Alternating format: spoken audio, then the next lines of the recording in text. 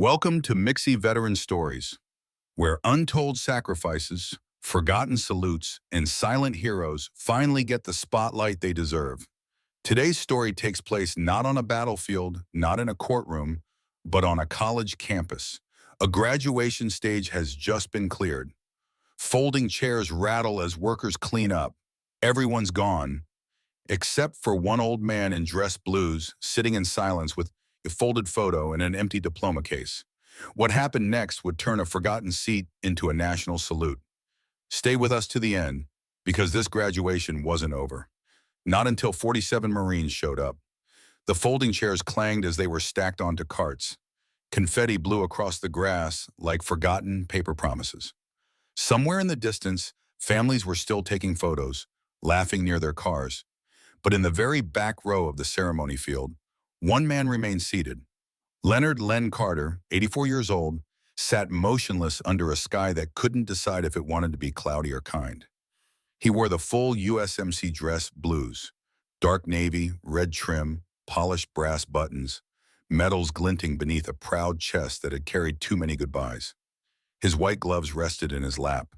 His cane leaned quietly against the chair. In his hands was a framed photo of a young man in a cap and gown and an unopened diploma cover. The name on that diploma was Daniel Carter, his grandson. Daniel was supposed to be the first Carter in 3 generations to graduate from college. He had almost made it. Just a few weeks shy of completing his final semester in pre-med, he'd volunteered for a humanitarian mission abroad, a deployment arranged through the Marine Corps Reserve. A civilian compound had come under attack. Daniel stepped in to help evacuate injured families. He didn't come back. The university offered to include his name during the ceremony. They called it a symbolic degree. The name was mentioned. A few clapped politely, and then they moved on to the next student. No one stood. No one walked for him, except Len. He'd driven 4 hours that morning alone. He'd pressed his old uniform, polished his medals, and promised himself he would sit through every second. Not for the piece of paper, but for the memory of a promise Daniel made at age 12. When I graduate, Grandpa, you'll be there in uniform, just like when you watched me finish boot camp. So Len came, and now the field was empty, almost, because as he lowered his head, gripping the photo just a little tighter, he heard something he hadn't heard in years. Boots, rhythmic, measured, many of them, and they were getting closer. Before the boots got closer, Len Carter closed his eyes. He wasn't drifting off, he was going back. Back to when Daniel was 6 years old, chasing at his own shadow across the yard, wearing an oversized plastic helmet and carrying a toy rifle upside down. Back to the little boy who couldn't say Semper Fi, right, but shouted it anyway with all the pride in the world. Daniel had idolized his grandfather since he could walk. When other kids dressed as superheroes for Halloween, Daniel chose dress blues. When his friends played video games, Daniel sat on Len's porch and asked about boot camp, war, and the friends Len never got to bring home. But Len always tried to steer him away from that path. He wanted more for Daniel, not more medals, more life. You've got the brain, kid, Len would tell him. Be a doctor. Help people walk again instead of learning how to break them. And Daniel listened.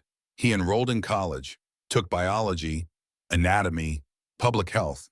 He called Len every Sunday like clockwork. Even when classes got hard, he never once considered quitting. But he never stopped being a Marine either. He joined the Marine Corps Reserve his sophomore year, just like his grandfather before him. When Len found out, he didn't get angry. He just sat quietly at the kitchen table, nodded once and said, "Then make it count." Daniel did. Every class, every training drill, every volunteer shift at the campus clinic, he made it count. And the last thing he ever wrote to his grandfather was scribbled in ink on the back of a crumpled notebook page. "If I ever don't come back, Grandpa, promise me you'll walk for me on that stage. I want you in your blues, standing tall." Len never showed that note to anyone. He kept it folded behind Daniel's photo, pulled it out sometimes when the grief got too loud. But he never cried when he read it. Marines don't cry, they remember. So Len came to the graduation, not to be seen, not to make a statement, but to keep a promise made by a boy who didn't live long enough to break it. He hadn't expected anyone else to notice. He certainly didn't expect anyone to show up. But now that sound, those boots, were unmistakable. They weren't student shoes. They weren't janitor work boots. These were combat heels, polished leather, hitting pavement in perfect rhythm, coming from the east end of the field. Len turned slowly, and his breath caught. Out of the morning fog marched Marines. Not one, not two, but a full formation. 47, all in USMC dress blues, medals shining in the clouded light. They weren't smiling, they weren't talking. They were walking toward the stage, and every single one of them was there for Daniel. The folding chairs had all been stacked. The stage was bare. But now the sound of boots, clean, heavy, unified, filled the graduation field like thunder rolling across memory. 47 Marines marched in formation across the damp grass, their USMC dress blues crisp against the gray sky. Rows of polished brass buttons caught the light, and white gloves moved in perfect synchronicity as they passed stunned onlookers near the parking lot. No music played, no announcer spoke. This wasn't on the schedule. Len Carter stood slowly, hand trembling on his cane. He didn't know what was happening, but he knew what it felt like. It felt like reverence. It felt like respect. It felt like his grandson wasn't forgotten. The Marines reached the foot of the stage and came to a silent halt. Then a single figure stepped forward, a Marine captain, a woman in her late 30s with dark, steady eyes and silver oak leaves on her collar, climbed the steps alone. In her gloved hands was a leather-bound diploma folder, the same kind handed to every graduate hours earlier. She didn't look at the crowd. She looked directly at Len. Then she spoke, clear, controlled, firm. On behalf of the United States Marine Corps, and on behalf of every man and woman Daniel stood beside, we present this diploma to Gunnery Sergeant Leonard Carter in honor of Corporal Daniel Carter, who fulfilled his duty to this country with honor, courage, and commitment. The wind caught the edge of the folder as she held it out. Len didn't move at first. He just stared. And then slowly he made his way toward the stage, each step deliberate. The cane tapped with each movement. His shoulders were squared, his face unreadable. When he reached the captain, he paused. Their eyes met. No words passed between them. Then he reached out and accepted the diploma. But it wasn't paper in his hands. It was a promise, finally kept. As Len turned to face the empty field, the Marines snapped to attention. And then, together, they saluted. 47 hands to brows, not to the flag, not to the faculty, but to him, to the man who had carried silence until someone else spoke, to the grandfather who stood when the world sat down, and to the Marine who never got to walk. Behind them, a faculty member stepped forward, barely able to speak into a mic that had long been turned off. But it didn't matter. There was no louder sound than 47 boots, standing still. A small crowd had gathered along the fence, a few students who hadn't left yet, a janitor, a faculty assistant, a woman in scrubs from the nearby medical center. Some saluted, some cried, some stood still, unsure what they were witnessing, but knowing it mattered. Len stepped down from the stage with the diploma tucked under one arm. His other hand gripped the folded photo of Daniel. He looked once more at the formation of Marines. Then, in a motion slow but sharp, he returned the salute. The Marines didn't linger after the salute. They turned in perfect unison and marched back across the field. 47 boots, leaving 47 clean lines in the grass. No speeches, no press, just silence and discipline. The kind only forged through shared service and sacrifice. Len Carter didn't follow them. He stood for a moment on the edge of the stage, then slowly made his way back to the bench where he had waited all morning. The diploma rested in his lap. The photo of Daniel remained firmly in his hands. He thought that would be the end of it, but it was just the beginning. Unbeknownst to Len, a student who had returned to retrieve a lost charger had stayed behind and recorded the entire moment.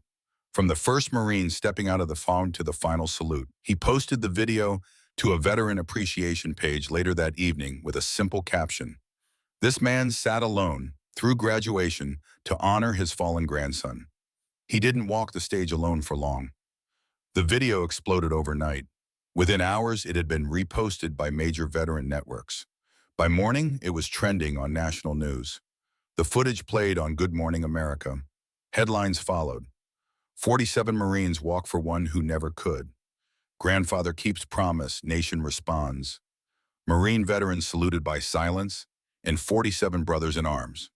The university released an official statement calling it a spontaneous act of profound dignity. But viewers online weren't buying the word spontaneous, because what the world didn't know, and what Len found out 3 days later, was that the Marines didn't just appear. They came because Daniel's former unit organized it. After learning that the school would be calling Daniel's name quietly, with no representative on stage, a group of Marines reached out to local command. They coordinated their uniforms, took time off, carpooled from 5 different states. It wasn't planned to go viral. It was planned because one of them said, "Daniel died standing for people he didn't know. The least we can do is stand for the man who raised him."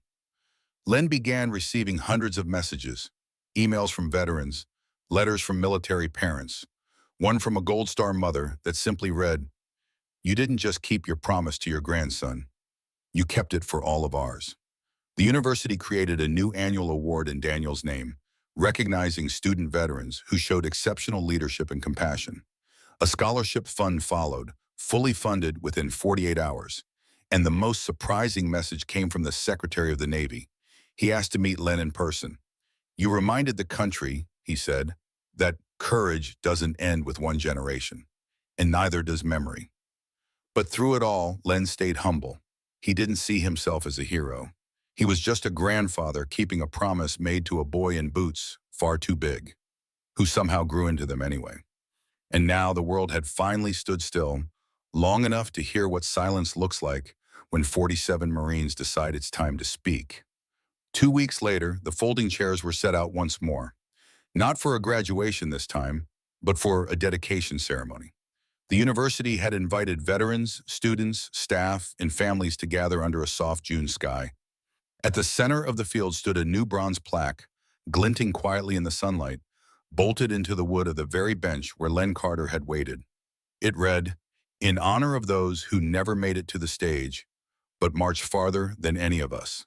Len sat beside the plaque in the same spot. He wore his USMC dress blues again. They fit a little looser now. His hands shook more than before, but his eyes, still sharp, still watchful. This time he wasn't alone. People filled every chair. Young Marines stood at attention behind him. Faculty and students lined the sides of the field.